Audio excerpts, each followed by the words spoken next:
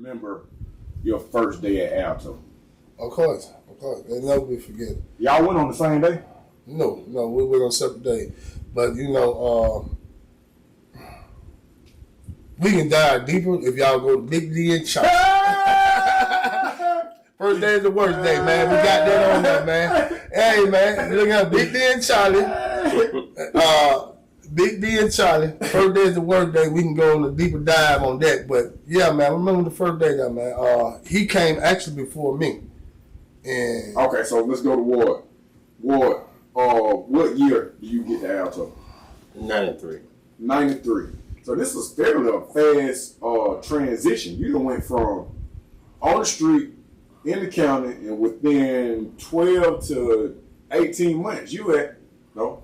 man, I got enough faster than they did. it wasn't that, man. It wasn't even a year from the time he caught the case until we got the Alto. It wasn't even a year, dog. So do we plea out or we take it? We go to jury trial. We go to jury trial. 30 days. Let me get it right. I got sentenced February 2nd. Like 35 days after I got sentenced. Oh, you was about it though. They ain't play around. Yeah, they got to get me in there. Now, had you heard of Alto prior to your arrival? Yeah, it was an older cat in the county with him. He from the dead. He was from the day, he from the east side, and we in there playing and doing all that. You know what I'm saying? He's like, hey man, I'm go down the road with that. I was at the tow back in '86. Telling the war story. Yeah. I told Big, I said, man, that man old, man. Man, ain't about to listen, man. That stuff ain't like that no more. Yeah. You know what I'm saying? But,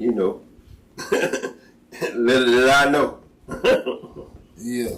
So he got down there before me, and he basically gave me a rundown of what this kind of expect when I got down there. You know what I'm saying? So. What dorm do you get to when you go to when you get down the ward? No, they had I think back then. You had to go to the diagnostic and dorm 4. Yeah. When I got there with diagnostic. Yeah. Somebody told me to ask you about Goldfinger. Who was Goldfinger? Oh Lord, that's the doctor. Where he at? Who was Goldfinger? Yeah, he was the doctor. Yeah, I'm saying, but why they call him Goldfinger? Was that his name? I don't know what his name was. Why y'all call him Goldfinger? Hey man, listen, man. Calling him that when I got there. He is the Can you song that up for me? yeah, he's the prostate doctor. That's what he was. Yeah. I've been to diagnostic. I never. You didn't go to Alto. When B them got there, they stopped doing that. Yeah, they had been stopped doing that by the time you got there. Yeah, it It wasn't like they had stopped it because there was no necessary need for it. I guess they found out. Now, things is about medical. That's a medical procedure. But yet still, the thing is about it is that why in the hell are you checking 18-year-old for prostate? You didn't check for y'all prostate at 18. Yeah. But what I said, with cowboy boots on. That sounds like some Epstein files type. Well, he got done. Man, hold on. Goldfinger is checking y'all prostate in this facility for teenagers. Everybody in there is under 21. And he checked for prostate. Yeah. Ain't that nothing. Yeah. Lord have mercy. Alright. So you go to do you remember the first people you ran into when you got to Alto? First people meaning? Meaning just like people that you won't forget or that kind of stuck out to you. Oh yeah, I do. Who? Like we said, we don't call government names. Okay. But this guy here was, we call him Blizzat. He's from Waycross. Okay. Yeah, he stuck out. Okay. Another cat named Ronto Brown. He was from Savannah. Okay. But as far as the city, who stuck out with me, my arch rival. That's not his real name, right? Before I say that. Who was in 18 from the east side? Before I say his name. Point guard. I don't know what you're talking about. It started with a Q. Yeah, everybody know him by that. That's his government name, though. I No, it's not a government name, but it's close to it. So, yeah. I actually just talked to him yesterday. Yes. Yeah. We were laughing because I told him, I said, you said, I told you I had talked to him, and you said, he was better than me in basketball. He said that to you, though. No, that's what you said. Let me ask both of y'all this, because I see when y'all start talking about certain things, either the respect level or the code that y'all persistently will not use people's real name when y'all online. Why is that? Respect for what? Respect, and also I feel like every story has an individual story, the reason why the story should be told. Right. I'm telling a story from my perspective only. Right. To use your name to say Butler did this, that, and the third is basically taken away from your opportunity to tell your story, even if you never have an opportunity to tell it. You meaning that, okay, if you were ding down Alto, not even saying that the dude started with Q had did in the BS, but to separate the two. You know what I mean? Meaning like, if dude has some BS going on in Alto, and I blasting this person's name out, and somebody in this person's family hear this, right? I'm not giving him an opportunity to say that to his family. Right. Whether or not he ever disclosed that at all. Yeah. That's on him. Yeah. I'm just speaking of how I feel about certain situations. Right. If you go to Big D and Charlie, my stories, I usually use either area or like that. You know what I mean? I might describe the person or whatnot, but that's still though, you know what I mean? 6 foot black male. Right. There's a whole bunch of 6 foot black males running around. Right. On certain areas, but I'm not big on that because I feel like everybody, because I don't want nobody to sit up there saying, man, D was doing this, D was doing that. Mm-hmm. And I couldn't have not been doing it. You know, I have received some phone calls, but I kind of did it certain things because sometimes people remember certain things, but I'm taking what y'all saying into consideration because I try not to, but sometimes as a journalist, because you know I'm a journalist now. You know, sometimes I be trying to find. I be on my TMZ, but when it comes to certain things, you 100% right. It's just Butler should just stay in his lane when it comes to it. We got another brother. He'll skin your ass out the box though. That man pulling up paperwork. He trying to see what's going on. We'll talk about it. That white boy, that rattlesnake day. Yeah. But see, that's dangerous, bro. Yeah, that's very dangerous. Because you speaking on these people live that they lived then. They might not want that secret exposed. And man, you would not know what level a person may go to keep those secrets. Yeah. That whatever sins they did back then, there ain't no level that people might go to. Now here's the thing is with me. And you know what I mean? And I'm about he right here with me. Yeah. If I say something, I'm standing on. Well, you know me, B. If I'm saying something about you, I'm standing on it. You know what I mean? No fact. You know what I mean? And I don't give a damn how many phone calls you give me, how many threats you got don't send my way. I don't give a damn about none of that. Yeah. You know what I mean? I come in peace, I'm ready for war. You know what I mean? But here's the thing. I'm not even gonna put myself in that position. Right. I'm not gonna put you in that position. Right. I'm gonna keep it vague as possible. Yeah. You know what I mean? And so if I'm telling a story on my page and somebody feel like I'm speaking on them, just know, just keep it to yourself. Because nobody else in the world would know but you. Right. Yeah. That's it. You know what I mean? I'm just speaking on episodes that I seen around me or things that I done been through, how it affected me. And like we spoke earlier, growth come with age, maturity, all that come with age. Once you get to a certain age, man, I mean, come on, man. What we doing? Yeah, I mean, you got to put the bad habit down. And with that being said, on this level, as long as you conducting business with that person, you know what I'm saying? Yeah. On a professional level, you know what I'm saying?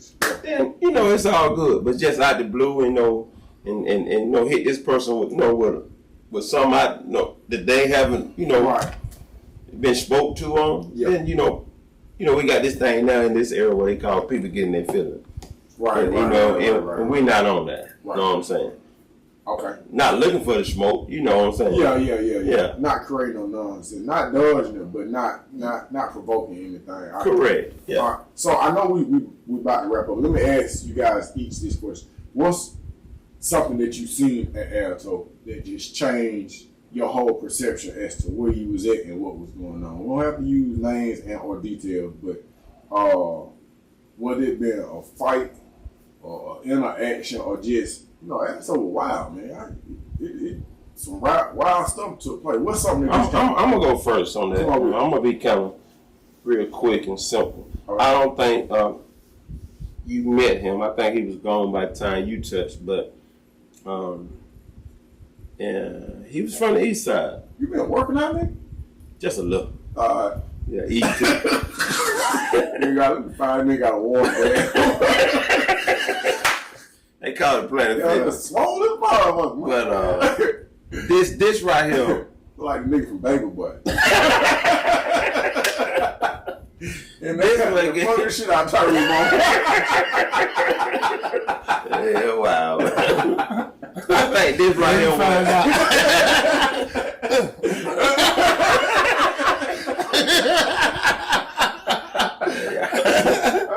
I think this. I didn't visually see the altercation because it happened in a dorm beside me where I was at.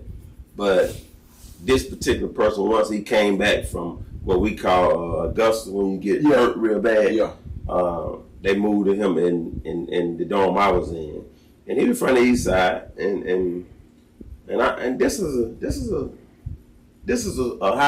a college name. His name was Bo Gunny, and he was tricked and said that he stole something, but he really didn't. And the guys who really did it went to the guy who had stuff missing and said that he did it. And we called it Lot 4-5. Yeah. Yeah, and he would hit like numerous of time with the 4-5, but he stayed gone like 6 or 7 months. Yeah. And like I said, when he come from AMCI, they put him in the dorm I was in, and he moved real slow. He talked slow. Yeah. It was slurry. Yeah. And like I say, at that time, everybody was still young, fairly young. Ain't nobody 25. Right. But he moved and acted like he was well in his 60s, 70s, or 80s. Yeah, he never came back from that. Yeah. He never came back because when I seen him, it was over with. Yeah. Like, you know what I mean? Like, he was literally. And I know like, his mind moved like an infant, meaning like, but his body would move like he was 85 years old. Yeah. He never came back from that. And that place was like that, like literally like that. They had that pick and nigga attitude. Bingo. If somebody get somebody, some get missing. you gotta get a man. So pick That's somebody. the code. You gotta get a man. Yeah, but see, that's the most ignorant thing ever because man, they keep a thief running for years. Yeah, you ain't gotta be no thief no more. Yeah, You yeah. just used to be a thief. And And that's what happened to Bo. Yeah. You ain't got to be a thief. You know what I mean? Yeah. Ready to go home. You know what I'm saying? I think he didn't have like 60 months. Yeah, but Yeah, he done did a couple years. He finna get ready to go. You know what I'm saying? And cats just use him at the scapegoat. Yeah. You know what I mean? Yeah, pick somebody. But and it was the worst thing ever. What got me right there? And I said, I realized, man, you can get hurt in this place. Yeah. You not only that, you can lose your life. Yeah. Because right after that, we had another incident, and I'm gonna be brief with this one. Okay. It was Savannah in Atlanta, and this guy here lost his life. Not saying government now, we used to call him T-Bone. Okay. And he lost his life. One of our partners, crashed out on him. Yeah. And that's when I started waking up right there. Now it's more like, hey, you got to stay in your circle. But with the smoke calling, you handle it. Know what I'm saying? Okay. Stay in your lane. Know what I'm saying? Yeah. And, I kind of woke up right there. And that was kind of like about 95, 6, somewhere in there. It had to be about 95. 95, yeah. 95. Because I think it happened back to back when the police killed Buddy. Yeah, then they killed the other dude from Savannah. Yeah. So now you living in.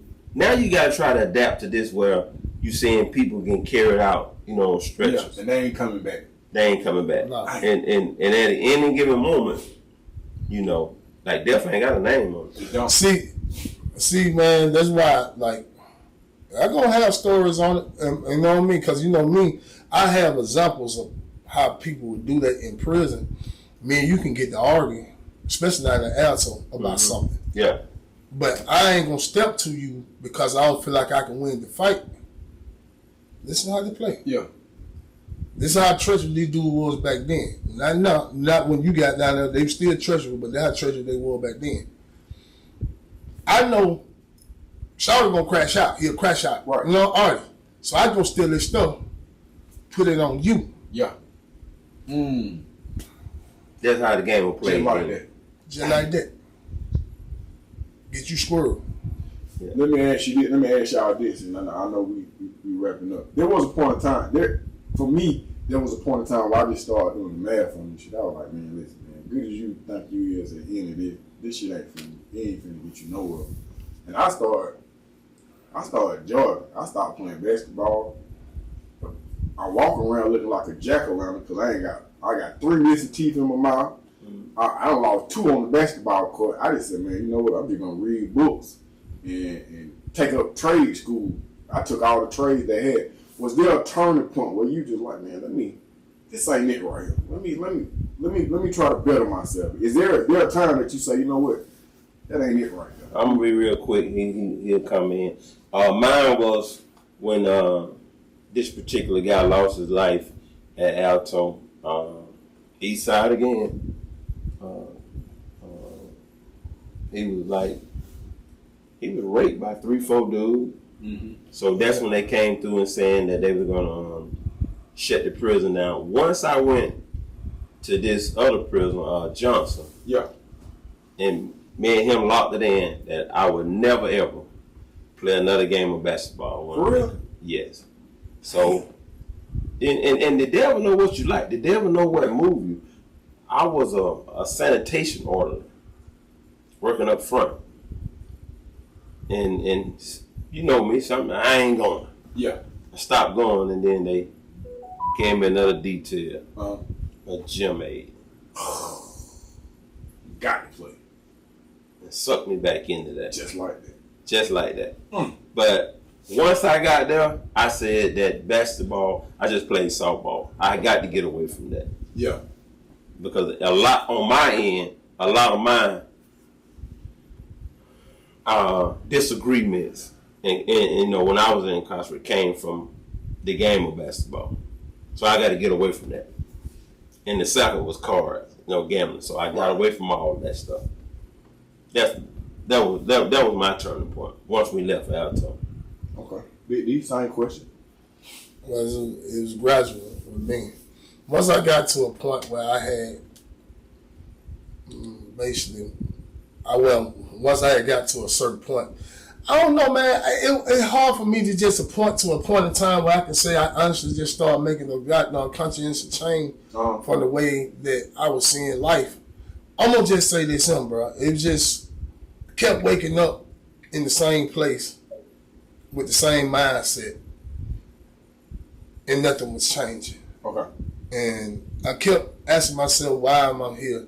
Because of this person, that person, that person. And then it wasn't an overnight thing. I just started having my own self-accountability for why I was doing the thing, why I was here. Yeah.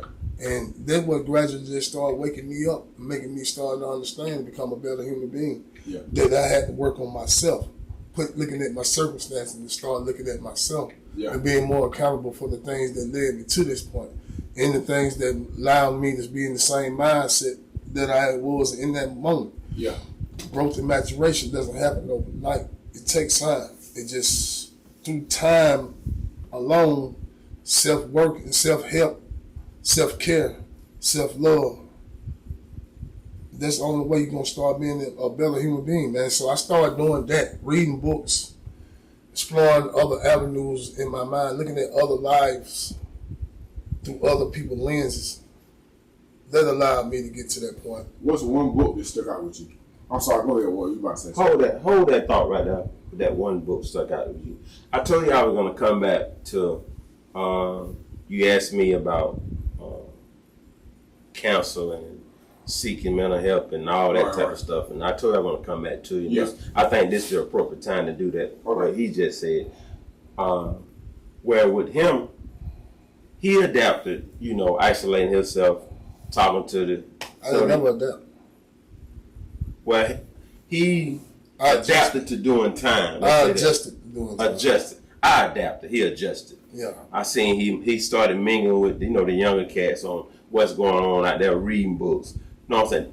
That's how he was trying to get out of that mindset of the prison life. Where with me, I was kind of stuck and staggered, and this was the sign of mental health. Living for Thursday, Friday, and Saturday. Thursday, gym call. Mm-hmm. Friday, store call. We're gonna gamble.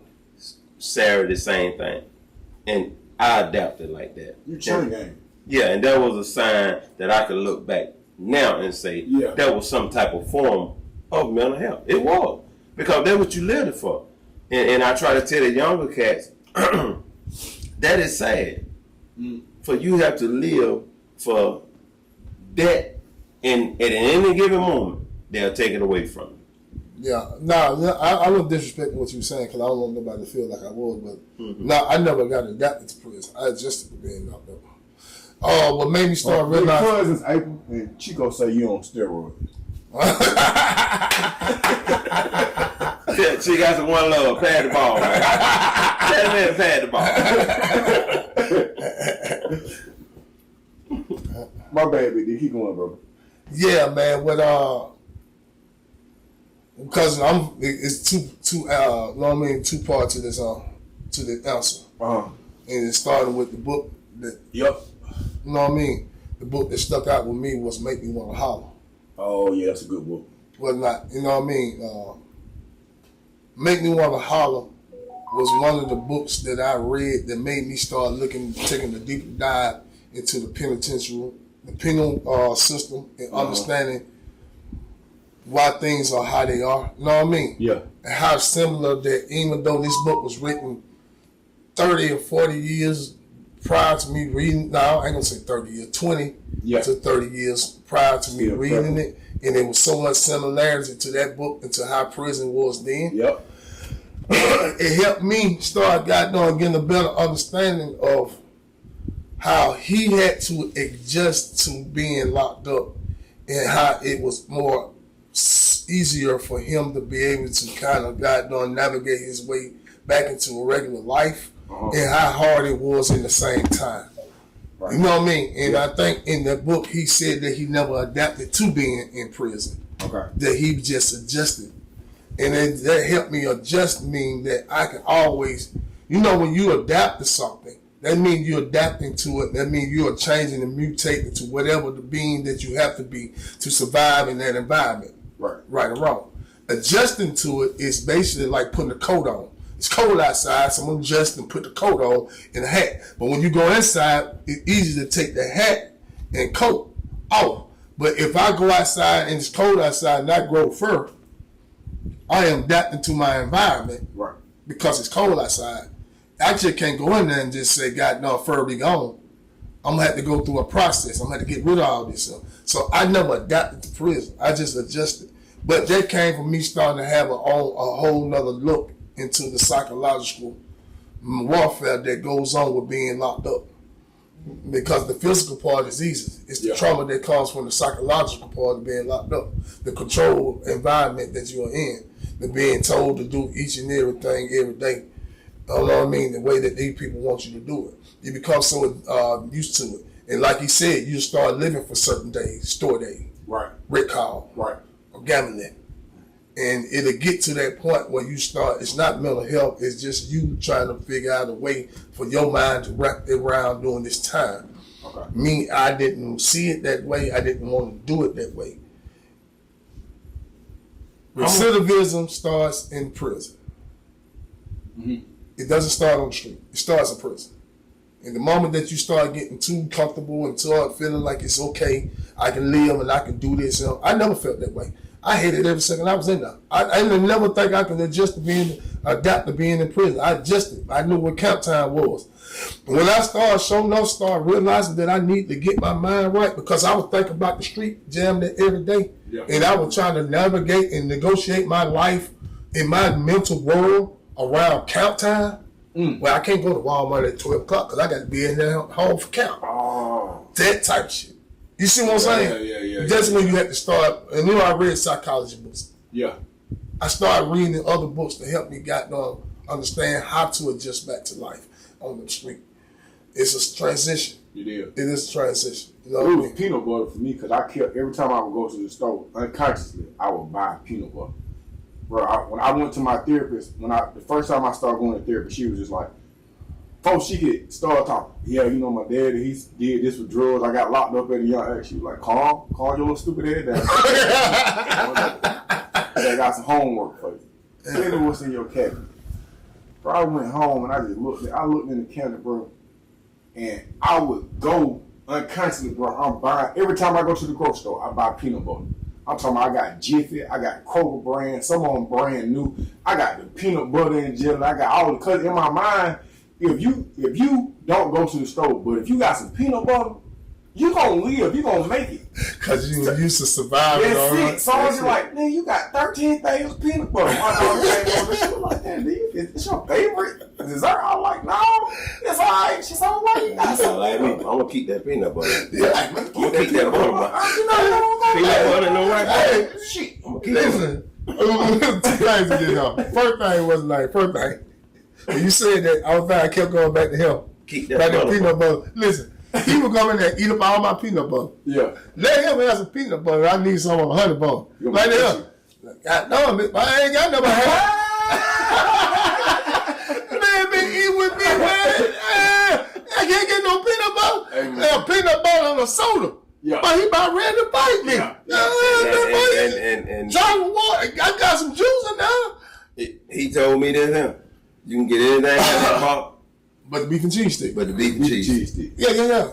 Because he done wrapped them up in thermals, old socks, put them in red shoes. Bro, listen to something. The beef and cheese stick. Look, what he didn't never understand was he thought I was in love with the beef and cheese stick to that point. Beef and cheese stick, I can only get so many. Yeah. Because me and you are eating the soups together. You know what I mean? In the pies. I only got the limit. So that's what it is. Yeah. But past that, I'm going to tell you the crazy thing is for me, when I first got out of prison, what I had a hard time doing. Ordering food. For real? I couldn't figure out what I wanted to eat. Choice. I couldn't make a choice because the choices was so limited in there. Yeah. Man, listen. You giving me all this. Look, it's just like you been in a little box and they throw you out there in the middle of a desert. You like to hear. Now, find your way. Nigga, back the box. Open the box.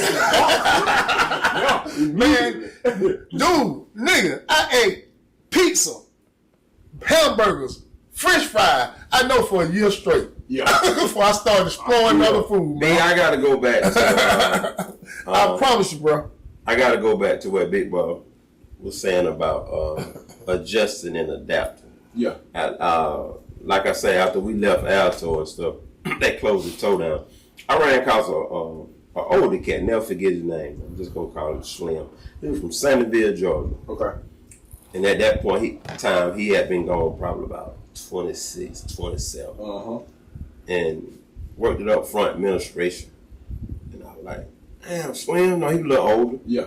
Still had game though. Yeah. Didn't look his age. Prison preserved him. Yeah. I was like, call him Big Slim, you know what I'm saying? Man, come on, let's shoot some ball today, man. I said, man, you don't do nothing, go up there and work for them, them folk, man. Take a shower and go straight in your room. Yeah. He looked at me, he said, I'm content.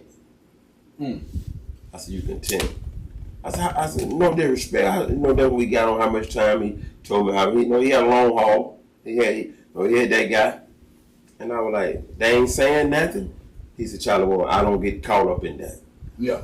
I can't control that. Yeah. You know what I'm saying? He said, and he wasn't really a spiritual person, but he was like, when God says time, then it's time. But right now, I'm content what's in front of me. And so, with that being said, I'm adapting to it. Okay. So now, let me ask you this. Why do we start the Big D and Charlie Boy channel? What prompted this? I go real fast. He started in prison. What you mean? Something, I could say something like a mentor. Nah, for real. Sharing his story with the younger cat. Called Big Boy was a people person. I thought he was a monkey whisperer. I was like, this nigga understand me. Yeah. And I always and I used to know. But see, literally, I did not see his vision at that time. Yeah. I was always like, hey, man, you against me, man. You kicking with them. Yeah. No, why you talking to him? And he was showing at that point his love for mentor. Yeah. And trying to, get, people on the right track. Yeah. You know what I'm saying? That, fell short. Yeah. And go back to then, I did not see that. Yeah. But I guess I say probably the last 5-6 years, hey Charlie, man, that dude, they've been on my heart. Yeah. But life, things, he have kids, he get married. Yeah. So, then I go through things, in life, and they kind of, distant that. Yeah. But this time he told me right, he said, boy, I got you. I got the rope on you. Yeah. we're gonna kick this thing out because it's been in his heart. Yeah. But with me, it was in my heart as being a motivation speaker. But then I just cold turkey and stopped. I mean, there's opportunities out there. I'm asking the same question, but I remember times where I just sat down in your bed and my mom in the hospital, so she can't send them 20 like she want to. Like, I think that she need to not understand what's going on. Hey, man, you fed me a whole bunch of night. Mm-hmm. I'm talking about for real. I almost bought 5 cheese sticks over to do and then just talk. I'm over here screaming and hollering and all this old shit here. But you sat down and really just talk. But it wasn't just me. I seen Lemonhead sitting on your bed and just talk. Wait, no, y'all were bunkmates. Yeah, we bunkmates. Yeah. But I seen people that couldn't talk to nobody else. I done seen you really keep a talking nigga off the edge, for real, on several occasions. And before he grabbed the mic, the good deeds that he did, look how God blessed him. Yeah. Big old house, millions of vehicles. I got lost. In the back of my mind, I was like, they're sitting on my phone, the Prince of Bel Air.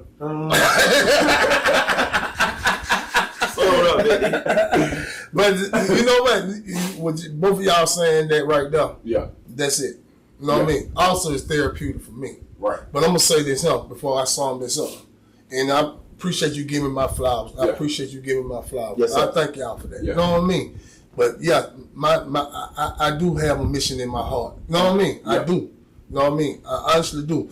Anybody who see this video, man, go check out Big D and Charlie and go subscribe. You know what I mean? Like, share. Whatever you need to do, man, try to help grow because I'm trying to reach as many young people as possible. Me and him both, we on this mission together. We are out here trying to fight this fight. But I'm going to tell you something, B. Here's the thing is with me. Mm-hmm. I was on the edge. I'm about to fall off that cliff. Mm-hmm. I'm on the street, though. Okay. I don't know, for whatever reason, you called my phone that day because you were trying to call somebody else. Mm-hmm. But when you called, you stayed on that phone with me for a whole entire hour. Mm-hmm. If I still had that old phone, I still got no, because it was the flip phone. Right.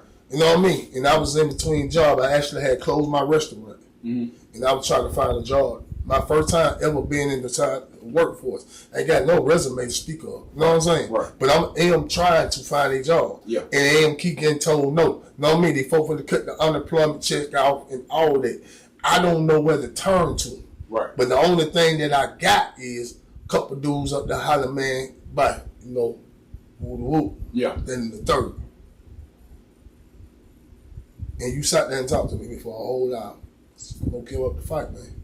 Keep fighting, y'all. I remember that conversation. You know what I mean? I don't even know how you got my phone number. Yeah. But we sat there and talked for a whole entire hour. This man listened to me sit there and cry, vent, kicked that doing what I smoked about 5 cigarettes back to back. I remember that. I ain't went in the house. It kind of coolish outside. I'm out there with shorts and tank top on, but you sat on the phone to talk to me, bro. Dang. And with that said, when my brother got out the first time, I felt like I kind of let him down. I didn't sit and talk to him for an hour on the phone. All because he made a mistake that I felt like was going to harm me without giving him an opportunity to correct that mistake. Yeah. I kind of turned my back on him. But when he failed that last time, I said, that's on me because we've been rocking with each other ever since the sandbox. And people be trying to figure out, like, man, why you be rocking with him? I understand it. Yeah. Just the way that he understands me. Yeah.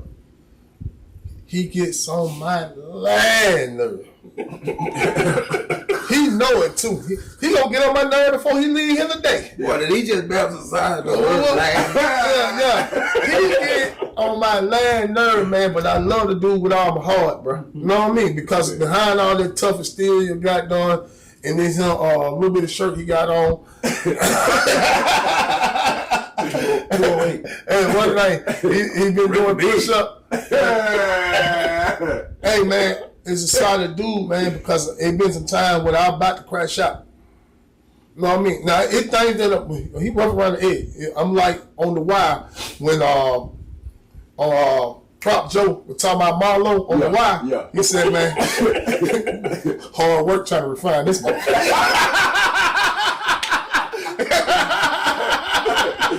I got the end on that right now. Hold on, I got to ask one more question. Yeah. I don't need nobody to be biased on this. Yeah. On that court, top 5. Exclude yourself. You can't say your name. Top 5. Meaning sequence order? On that basketball court. You just talking about Alto? I'm talking about Alto. That's all I'm talking about. My question is it sequence order though? Or just throw 5 out? Give me 5. Give me your 5. You playing the game, you got a remote control, and you got to put 5 on that court. And you want them 5 to stand up against anything. Position wise? However you want to do it. Just give me 5. Well, I'm gonna name, back then I'm just going with if I need a bucket. All so right. I'm going with scores, okay? This All right. me. Come on with it. And if I got these 5 people on the bench, and I got the fifth, which is the last person I would pick to get the ball to, would probably be GQ at Georgia. True. Let me. I need a back. I'm like, go get you 5, man. Go get you 5. We don't need to go all the way down. 5. I'm going with GQ. Okay. 4. Augusta, Georgia. We call him TC. Okay. I'm over here. Yeah. 3. I think his name was T. He was out of Rome. Tall. Yes. Damn, I can't think his name. I can see him though. I'm just gonna say. I think it was Terry. He was out of Rome, Georgia. Okay. He would be my third option. Okay. 2.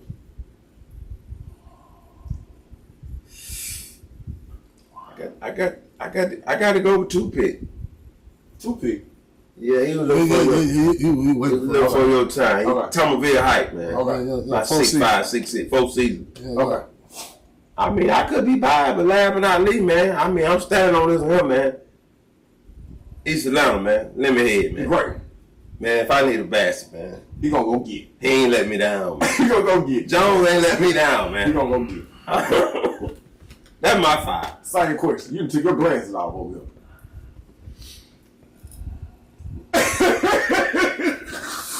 What? Man, what? I'm This is listening. why I waited so long. I'm for this listening. interview, bro. This is I'm why I listening. waited so long. I ain't said that yet. No order. No 1 to 5. But if I had 5 players that I'm going to pick to go out there on the court, give me the 2 pick. All right. Give me O'Meara, Waycross. O'Meara. Yes, Okay. Waycross. Yeah. All right. Long ball man. Because I'm always thinking about that too, man. Give me toothpick. Give me oatmeal. I got my goddamn Slaughter because I need a rebound man. You don't remember Slaughter from the east side? I do. What you talking about? One lot of guys with me. What's his name? Yeah, about 6'3", 6'4". I need him. So I'm going big on the front big though. Yeah. I'm going big on the front end. Now we're gonna go down there to the small forward, got to the front court. Now it get kind of iffy right now. It's a hard right here. Boy. Yeah, it's a toss up. It's a lot of talent. Boy. It's a lot of talent I seen come through there. Okay. But if I'm gonna have to go with somebody, and even though I don't feel like he's the best basketball player, but he might be the best scorer at that point in time, I'm gonna go with the great one. I'm gonna give him let me head out on the court. I'm gonna put him on the court with these folk right here, man. Last but not least, and when I get ready to say this, I want you to hit the button. At point guard, I'm going with Quake.